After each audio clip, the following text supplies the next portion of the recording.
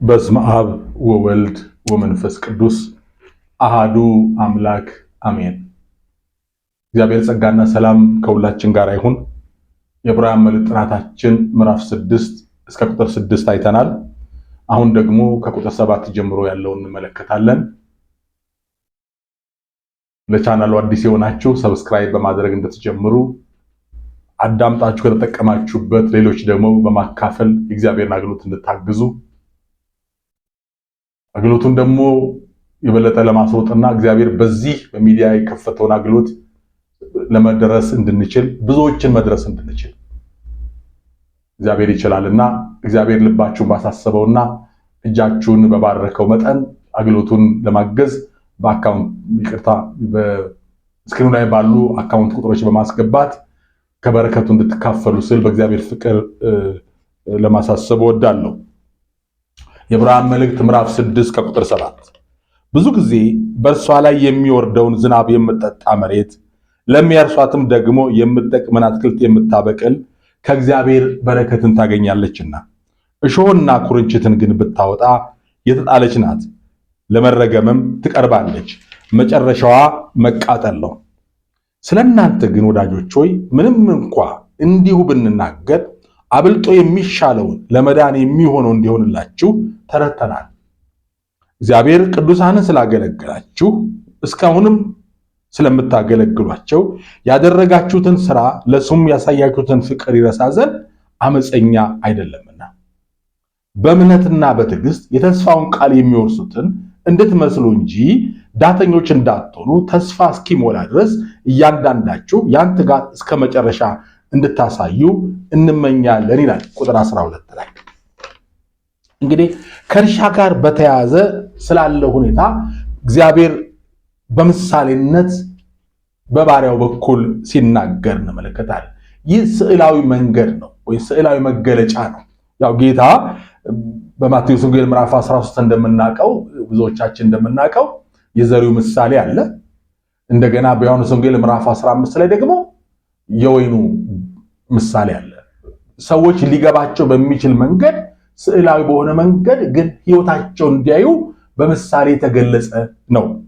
በዚህ ምሳሌ ደግሞ ማናቸው መሬት የተዘራላትን የተሰጣትን ነገር ተቀብላ በሚገባ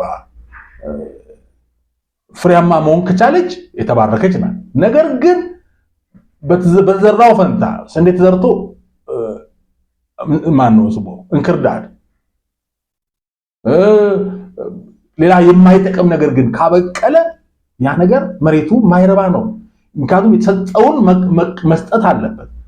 እንደውም መሬት የምናውቀው ዘር የተሰጠውን አብዝቶና ጨምሮ ነው መስጠት ያለበት።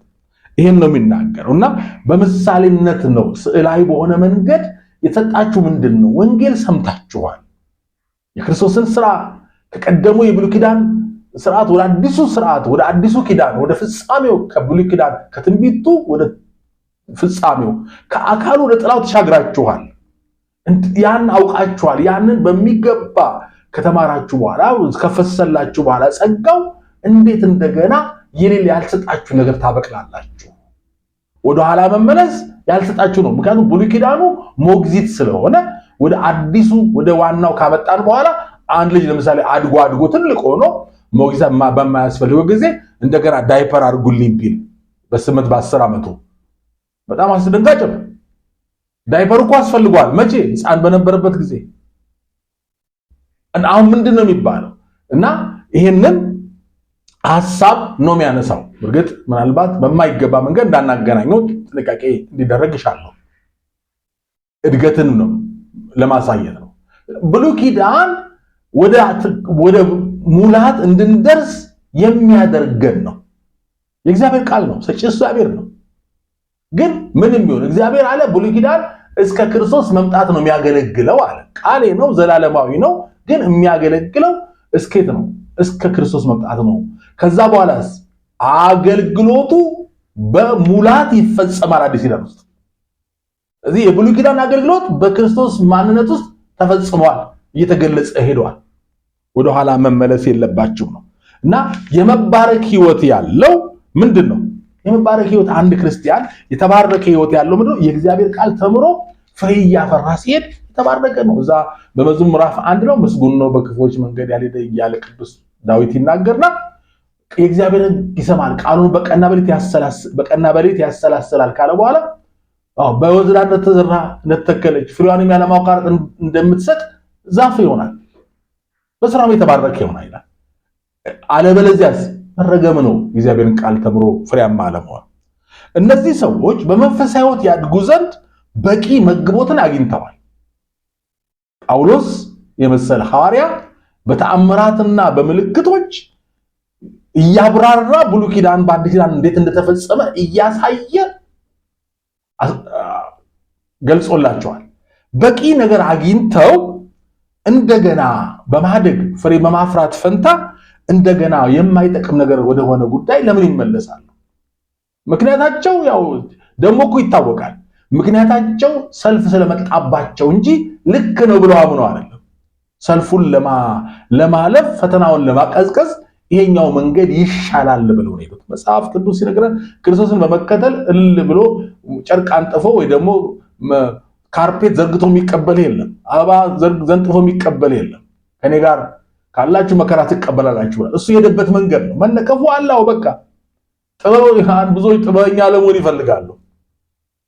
ጥበበኛ ለመሆን ከፈልገ የክርስቶስን ወንጌል ካመቻመች ያው ነው መልካሙን ዘር ተቀብላ እሾህ አሜከላ እንደምታበቅለውና ለመረገም ለመቃጠል ተዘጋጀችው መሬት ሆነሃል። አሁን ምንድነው የሚላቸው? አያችሁ ወደ ኋላ መመለስ ልክ እንደዚህ ነው እያለ ነው። ለምሳሌ እንበል ጥሩ ምሳሌ የሚገልጽልን ቆረን ታውቃላችሁ? ቆረን ማለት አንድ እህል ታጭዶ የቀረው ከታች ያለው ነገር ቆረን ይባላል።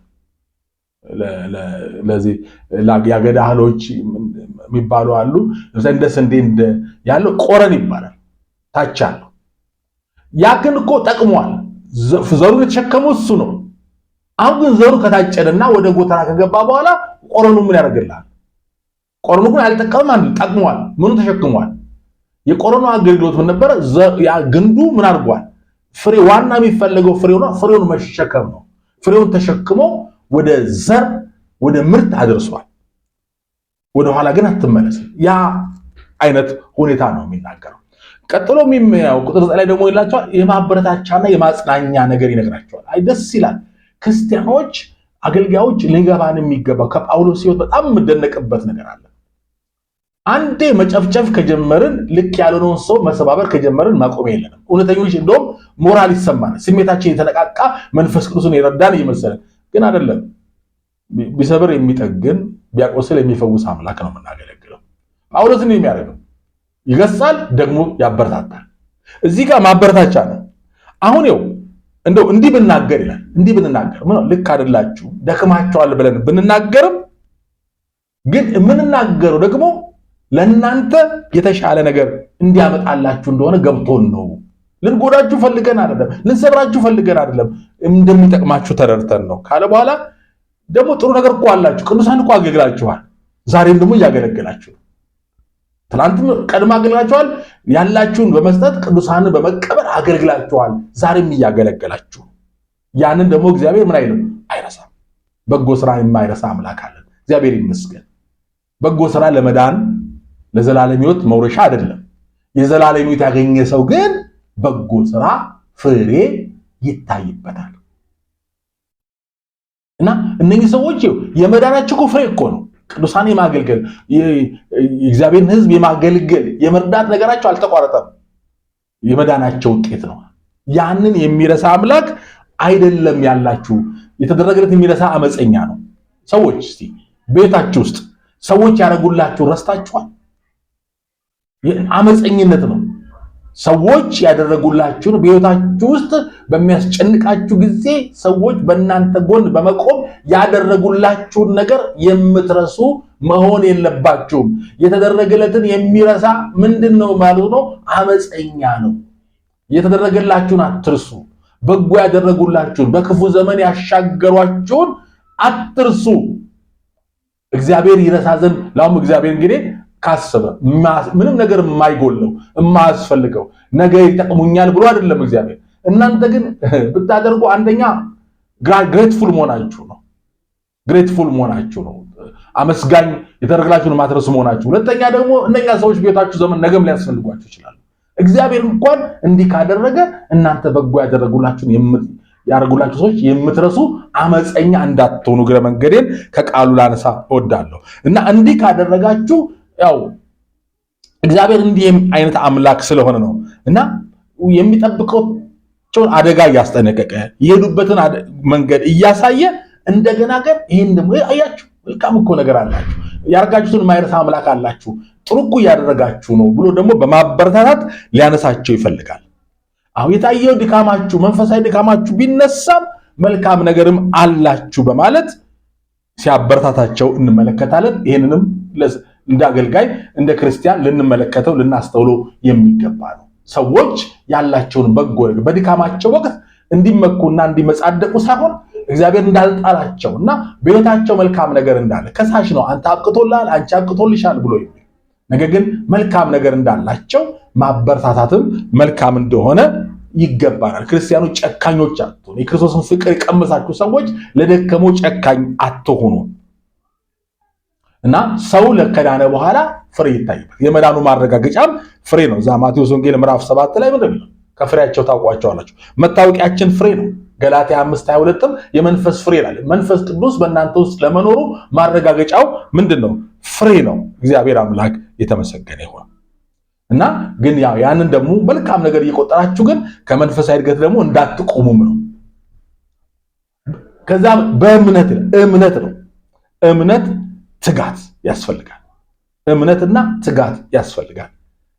እምነትና ትጋት እስከ ፍጻሜው ጸንቶ መገኘትም ደግሞ እንደሚገባ ሌላ ጥሪ በማንሳት ጸሐፊው ያሳያቸዋል። እድገት ብርቱ ትጋት ይፈልጋል። ብርቱ ልንተጋ ይገባናል። ሰው የመዳኑ ማረጋገጫ ጸንቶ መገኘቱ ነው። ማቴዎስ ወንጌል ምዕራፍ 24 ቁጥር 13 ማቴዎስ 24:13 እስከ መጨረሻ የሚጸና እርሱ ይድናል ነው የሚለው እና የመጽናትም አንድ ሰው መዳኑ ከክርስቶስ ጋር ያለው ነገር ዘላለማዊ መሆኑ የሚረጋገጠው በሚገጥመው በማናቸው ነገር ጸንቶ መቆም ሲችል ነው። እና ምን አለ? የሚጸንተው የቆመው የወረሱትን እንድትመስሉ እንደሱ እንጂ ምን እንዳትሆኑ ዳተኛ እንዳትሆኑ ቸልተኛ እንዳትሆኑ ብሎ ይናገራል። እስከ መቼ? ተስፋ እስኪሞላ ድረስ። መቼ?